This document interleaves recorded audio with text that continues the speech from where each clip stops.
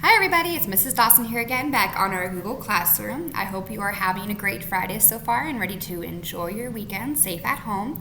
We're going to go ahead and look at our schedule together today, where we will do what we typically do each day, where we look at our good morning song together and sing that. We look at today's activities, we go over our challenge for today, we do a quick little read aloud together, and then we end with a goodbye and send you on your way to have some fun with those activities. So let's go ahead and let's start off with that good morning song together. If you want to go ahead and join in with me as we sing that, and don't forget to do those motions with me too, okay?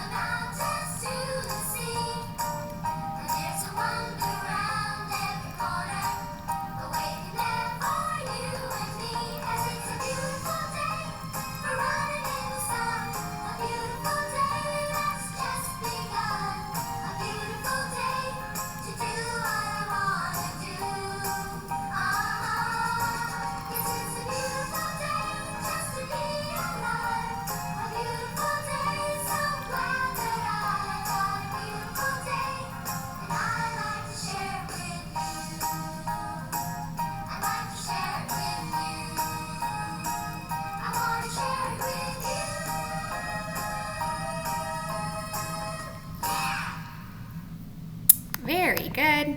Okay, let's go ahead and let's join together in our zoophonics song as well. Remember, we like to say the letter's name. So the letter name would be A. The letter sound, the sound the letter makes is ah, ah.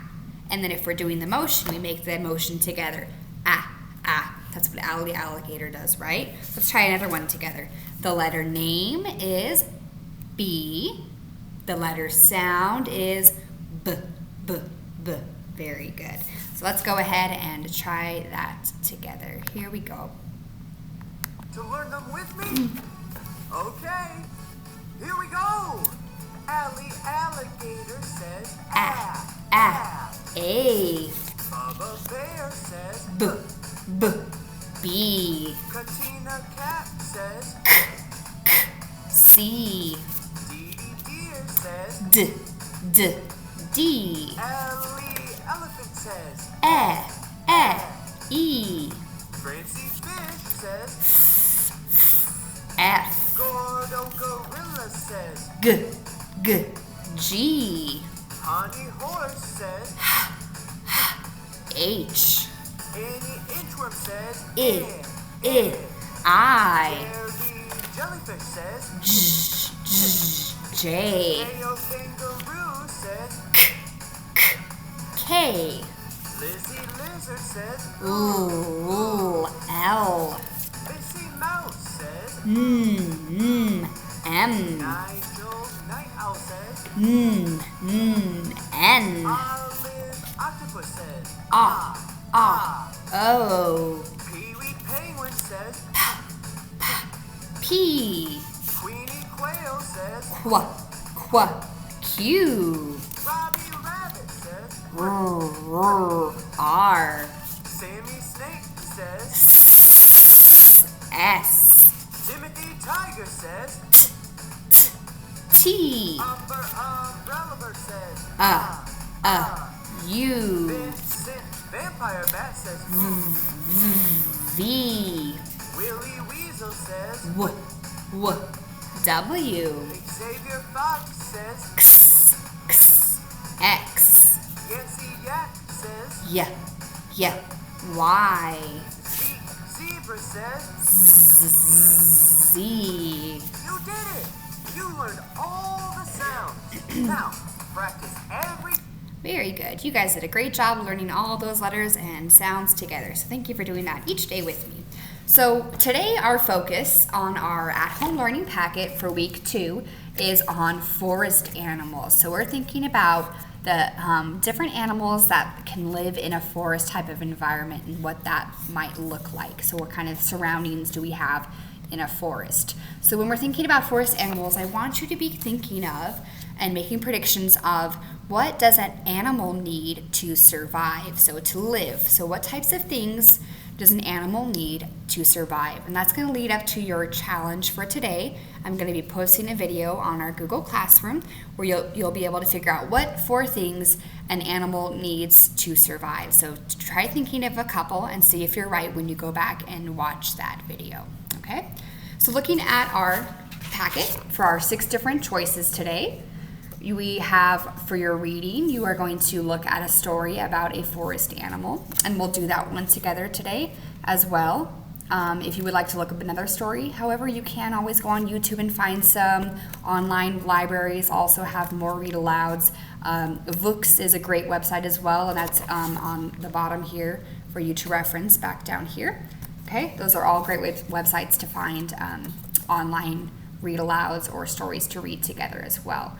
For your letters and sounds today, you can use some of your letter cards that you had in your packet like so, or the ones that you used at the end to trace those letters. You can cut those out and create different words with those letters. So maybe some of your sight words, maybe some different words that are forest animals like bear, skunk.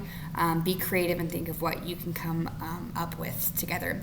For math, your math focus is going to be to use your math mat like we had in our classroom. So there's 2 different tens frames, and what you're going to do is you're going to play that game where you pull a number card like so, 3, and then I count out that many objects on my math mat. 1, 2, 3. So those objects that you use can be anything from home. It could be pennies, quarters, anything that you have lying around, pom-poms, Cheerios, food items, beans. It could be anything really to use to help you count on this math mat. It's a great skill to practice, and it's really going to get us ready for kindergarten. So make sure you're practicing that activity at home, that math mat.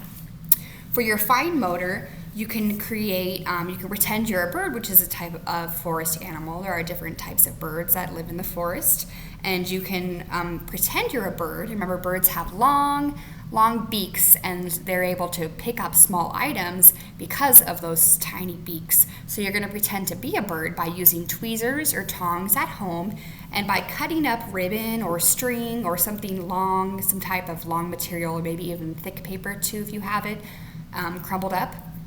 And you can use those tweezers and tongs to pick up the different pieces of paper like you were a bird.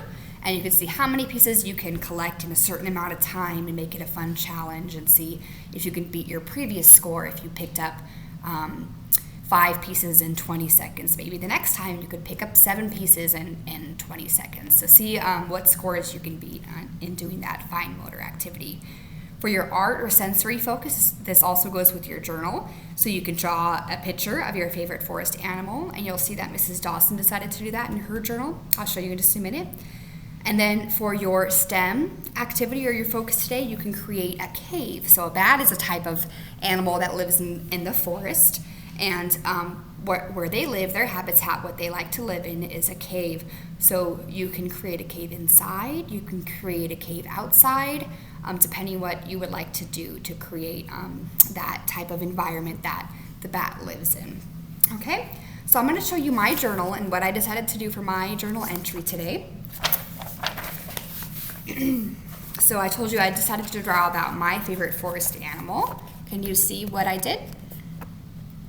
Right, so I decided to draw about this rabbit, right, or the bunny I called him. So I said, the bunny likes to eat grass, right? The bunny likes to eat grass. So I drew a picture of the bunny eating the grass around him. So think about maybe one of your favorite types of forest animals that you can write about, or it could be something else that you would like to write about today as well. It does not have to be that focus, but that's what I decided to do. So here's an example for you. Okay. Remember your challenge. Your challenge for today is to watch that video and to figure out the 4 different things that animals need to survive. So what do you think, what's around us that maybe we as humans also use too to survive? What are those different things that they need to survive and that we also need to survive? Think about those, watch that video, and see if you were correct in that, okay? Let's go ahead and look at our read aloud together today. We have a nice quick one today, and it's another one of our National Geographic Kids readers.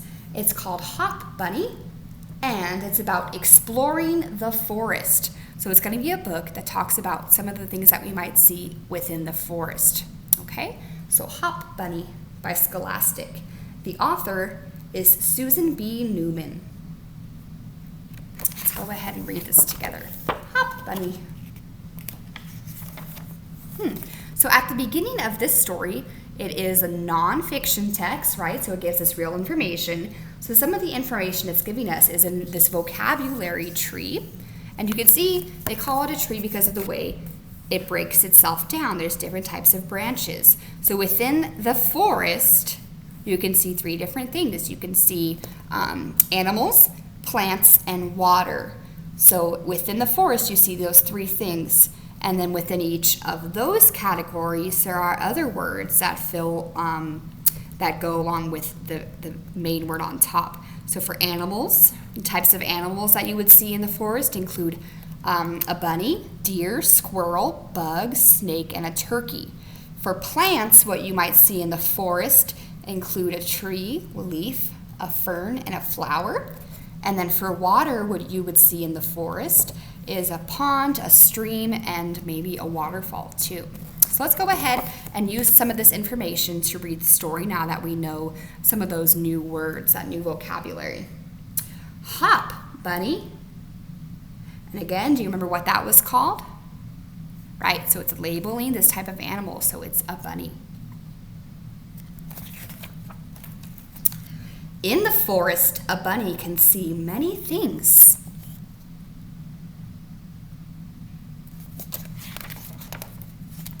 Hop, hop, hop.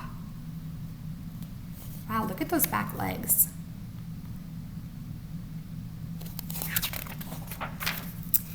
Big trees stand tall. There's another label, tells us about the trees. Others lie down. So they've maybe fallen down from storms, or maybe they just got too old.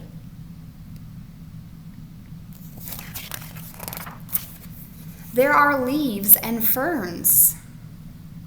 So leaves, ferns. There are tiny flowers. Flowers.